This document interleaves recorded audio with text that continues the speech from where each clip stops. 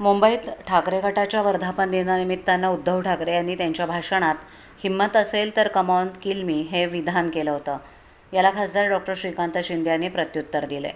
Come on help me हाकाल्यास धावून जाणारे पहिले एकनाथ शिंदे असतात असं श्रीकांत शिंदे म्हणाले.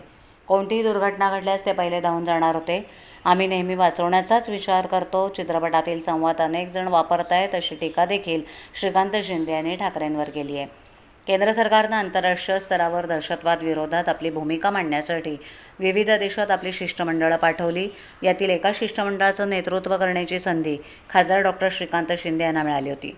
हा 14 दिवसांचा अनुभव ठाणेकर जनतेसोबत करण्यासाठी diplomacy by doctor Shrikant Shinde या मुलाखतीचं आयोजन ठाण्यात करण्यात आलं होतं.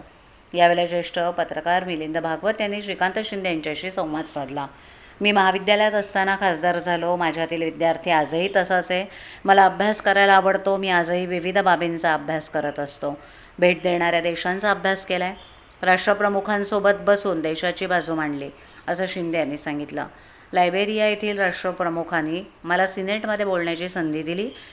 अशी संधी मिळणं खूप अभिमानास्पद आहे असंही ते म्हणाले. या शिष्टमंडळाच्या माध्यमातून पूर्ण जगामध्ये जाऊन पाकिस्तानचा खरा चेहरा दाखवण्याची संधी आम्हाला मिळाली. पाकिस्तानचा बुरखा आम्हाला फाडायचा होता. ही संधी आम्हाला पंतप्रधान नरेंद्र मोदी यांच्यामुळे मिळाली असंही ते म्हणाले.